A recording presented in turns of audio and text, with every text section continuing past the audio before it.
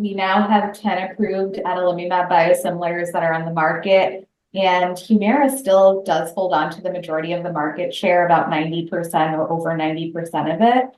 And the way that I see it, it's really a multi-stakeholder effort, right? So we have our payers, our manufacturers, providers, distributors like Cencora, and our regulators that really all need to sync up and work together in order to really make uptake happen.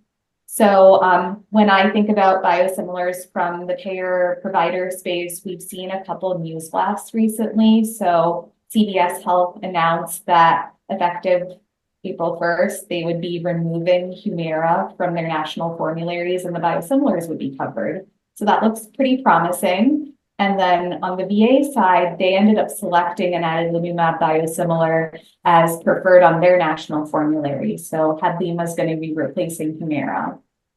So given that the biosimilars just came out really last year for adalimumab, I think the first factor is it'll take time. The change is not necessarily going to happen overnight. So once this product gets approved, once it's launched, there's almost going to be this lag time that takes place while contracts are being implemented between manufacturers and provider and payer organizations.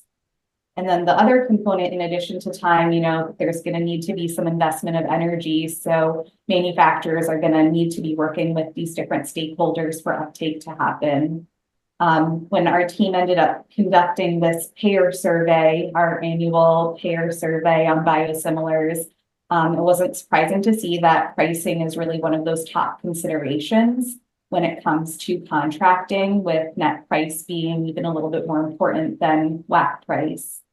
And another interesting finding that we saw is that payers are reviewing information about biosimilars before it's even made it to the market. So, really having some sort of pre-approval plan in place is something that manufacturers can consider when they are, in the beginning stages of talking about commercialization of their product.